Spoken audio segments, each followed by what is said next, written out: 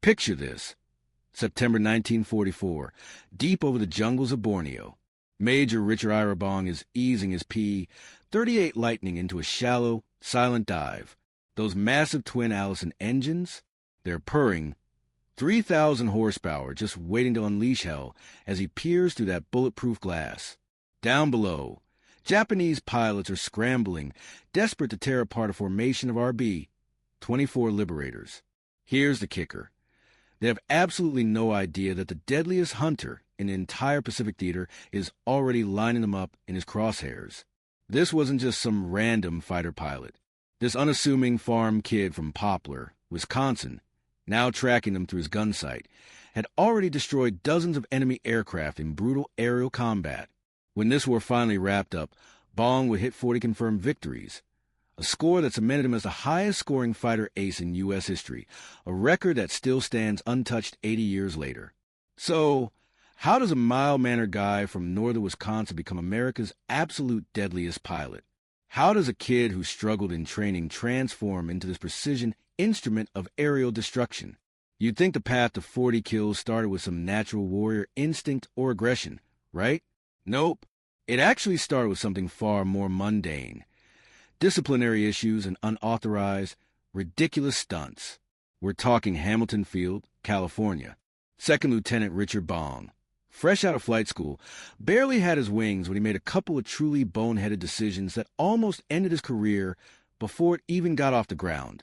Reports confirm he decided to perform unauthorized low-altitude aerobatics, basically showing off right over the San Francisco area, totally blowing past Army Air Force regulations.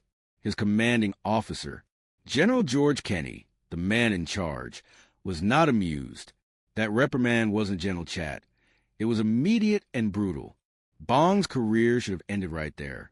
But here's the critical twist. General Kenney wasn't just an angry commander. He was one of the most perceptive leaders in the entire Pacific Theater. He watched the footage, looked past the recklessness, and saw something nobody else did. This kid didn't just fly a plane. He possessed freakish talent, lightning-fast reflexes, absolute control, and the ability to calculate deflection shots instinctively. Kenney realized you can teach discipline, but you can't teach that kind of genius and ice-cold composure under pressure. So, instead of grounding Bong forever, he put him back into advanced training and kept a very close, personal eye on him. By September 1942, Bong was shipped off with the 9th Fighter Squadron to New Guinea, the absolute meat grinder of the Pacific. Think about the odds. Bong had almost zero combat time. The Japanese pilots waiting for them were hardened, grizzled veterans who had been fighting continuously since 1937. On paper, this was a guaranteed slaughter. Then came December 1942, over Buna, New Guinea, Bong's first mission. He was flying wing as the squadron climbed to intercept Japanese bombers, protected by the nimble, deadly Zero fighters. Bong watched the enemy formations materialize against the clouds, a chilling sight. Luckily, Bong was strapped into the P-38 Lightning, a technological monster unlike anything the Japanese had ever encountered. It had screaming twin engines, a revolutionary twin-boom design, and a nose absolutely packed with 4.50 caliber machine guns and a 20mm cannon for devastating concentrated fire. With a top speed over 400 miles per hour, it could outrun and outclimb the enemy. But here was the catch, the thing that killed so many green American pilots: maneuverability. The problem was that the Japanese Zero was a ninja down low. If you tried to get into a turning fight, a low-speed dogfight, that Zero would absolutely fly circles around the P-38. American pilots who forgot this basic rule died fast. But Bong wasn't interested in dancing. He immediately figured out the Lightning's superpower: speed, altitude, and firepower. Forget spread-out wing guns. The P-38 packed everything right in the nose. That meant when he opened fire, it wasn't a wide pattern. It was a devastating, concentrated cone of pure destruction. If an enemy plane flew into that, it didn't just get hit, it disintegrated. What amazing is how casual Bong was about all this destruction. His combat reports were bone dry, just noting the facts, where he was, what he saw, and the result. No embellishment. But the message was clear: never turn, use the speed, climb like hell, get the angle, fire one precise burst, and then get out. Over the next 3 years, he would turn this philosophy into the most lethal system in the entire Pacific. Now, the P-38 Lightning, designed by the legendary Clarence Kelly Johnson, was a game-changer, but was also a temperamental beast with quirks that killed the inexperienced. Those twin Allison engines were powerful, the counter-rotating props were weird to fly, and the superchargers were fussy. But the real executioner was compressibility. In a high-speed dive, the air pressure built up so violently that shock waves would hit the wings, causing the controls to lock up completely. Dozens of young American pilots died, simply learning where the invisible limits of this machine were. Bong, however, didn't just survive the learning curve. He mastered it. His tactical evolution was instantaneous. By early 1943, he was already an ace with multiple confirmed victories, earning a terrifying reputation as an absolute marksman. Forget the long, frantic bursts other guys were doing, just dumping lead into the sky. Bong was the definition of economy. He fired these short, surgical blasts. When they reviewed his gun camera footage, the pattern was insane. Patient stalking, meticulous positioning, a zip of fire, and he was immediately gone. His squadron mate, fellow ace Major Thomas Lynch, basically called him a hunter. Lynch noted Bong's technique was patient and precise. Bong would spend minutes maneuvering just to get that perfect setup, wait until he was dead on effective range. And then boom, fire and control bursts that made his ammunition efficiency radically better than everyone else. But here's the real secret sauce. The thing that separated him, deflection shooting. Look, when you're shooting at a target moving hundreds of miles an hour, you can't aim where it is. You have to instantly calculate where it's going to be once your bullets finally arrive. It's a complex, instantaneous calculus problem that most pilots constantly flubbed. Bong? He didn't calculate. He felt it. His hands just knew how to adjust those controls instinctively, making him an ace marksman. Let's jump to July 1943, over Lely, New Guinea. His victory count is just soaring now. A huge formation of Japanese bombers, bristling with Zero escorts, came in to hit the Allied lines. American fighters climbed up to meet them. Anyone else would dive straight into the mess. But Bong was evolving. He held his flight high up in the sun, maintaining that crucial altitude advantage. He wasn't looking for a messy dogfight. He was looking for vulnerability, a momentary gap in their escort coverage. He waited and waited. Then, when the moment broke, he converted all that altitude into pure, screaming speed. The P-38 dropped like a hammer. From machine guns and that big cannon converging on one spot vaporized aircraft rapidly. Bong would hit the bomber, pull up violently, and use that sheer speed to climb right back into the safety of the stratosphere. Those Zeros? They were deadly down low, but they simply couldn't touch the speed of Bong's P-38 when he used his high-speed, hit-and-run strategy. Multiple kills in a single mission? For Bong, that just became the new normal. And here's the kicker. He was still using a minuscule amount of ammunition compared to the average pilot. It was like he was playing a completely different, much more efficient game of aerial warfare. The American formations using these high-speed, high-altitude hit-and-run tactics were wiping the floor with the enemy, often suffering minimal losses themselves. The Japanese command knew something was up. Their analysts read the combat reports and saw the pattern. Attacks from above, lightning fast, devastating accuracy, and it even started identifying a specific plane. The P-38 Lightning marked Marge, named after his girlfriend back in Wisconsin. By November 1943, Bong was a certified superstar with 21 confirmed victories. General Kenny personally pinned the Distinguished Service Cross on him and immediately yanked him out of combat for a war bond tour back home. The American public embraced this humble kid, but Bong? He absolutely hated the parades and the handshakes. He begged to go back to the cockpit, and by March 1944, he got his wish. He returned to New Guinea flying a serious upgrade, AP-38J with better engines, a heated cockpit finally, and hydraulic controls that turned the Lightning into a high-speed monster. Meanwhile, the Japanese Air Forces were struggling badly. Years of war meant they were throwing up rookie pilots with barely any flight time, while guys like Bong had become seasoned hunters. The experience gap wasn't just wide, It was a chasm. By April 1944, over Hollandia, New Guinea, Bong was a tactical chess master, positioning his flights perfectly, maximizing altitude superiority, and timing his attacks to exploit every vulnerability the green enemy pilot showed. Bong wasn't just flying missions. He was running a masterclass in aerial combat, while personally protecting the bomber boys. But how did he keep dominating the kill ratios? His playbook was pure P-38 strategy. Always stay high. That's your energy advantage.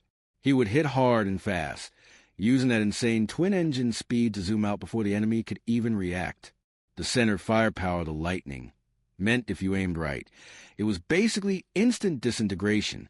The one thing he absolutely refused to do was get dragged into a slow, turning dogfight, which would completely neutralize the P-38 speed edge.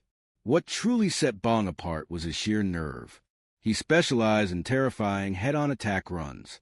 Most pilots would chicken out and break off early, but Bong held the line every single time. That tiny window of sustained fire gave him the kill, guaranteed. If a Japanese pilot tried to escape by diving, Bong would chase them down. The P-38 could maintain speeds at a vertical dive that would literally rip the wings off most enemy planes. His efficiency was legendary. He needed fewer rounds per kill than anyone else flying. The victories just kept stacking up, and by June 1944, Bong hit 28 kills. He didn't just break the World War I record of the great Eddie Rickenbacker. He shattered it, making him America's new, undisputed top ace. Naturally, General Kenny freaked out. He slapped an order on Bong. "You're too valuable. You are grounded." Bong was furious, arguing his way back into the cockpit. Kenny finally relented, but with strict rules. Bong could only fly as a flight leader on the absolute highest priority missions, always with experienced veteran wingmen covering him. Kenny was trying to put a star pilot in bubble wrap, but ironically, putting Bong only on the priority missions just meant he faced the most capable enemy air power, and he kept winning. October 1944, Balikpapan, Borneo. The Japs launched a massive counterattack against our oil refinery bombers. Bong and his P-38s climbed high to meet them. They climbed up to the fight, and Bong wasn't messing around. His strategy was pure genius. Position the formation high, put the sun right behind them, and wait until the enemy fighters were totally locked on the fat, slow bombers. That way, when Bong hit them, it was a total shock. Initial attacks? Highly effective. Planes dropping like stones. But the Japanese weren't going to roll over. They started employing coordinated, aggressive responses. Then came the moment that defined his nerve. Bong's P-38 took massive combat damage, including multiple hits to an engine. Now, 99% of pilots would punch out or bail the second that happened. But Bong, he feathered the damaged engine, hit the fire suppression system, and stayed in the fight on single-engine power. The P-38 was designed for redundancy, but flying and fighting a high-speed dogfight on half power is absolutely insane. Yet, despite the massive performance drop, Bong continued the engagement and scored additional kills before nursing the heavily compromised plane back to base. Ground crews were stunned. The P-38 was riddled with bullets and barely holding together. But they fixed it, and Bong flew it successfully again. By December 1944, Bong was untouchable. He reached a mind-boggling 40 confirmed victories, shattering every record.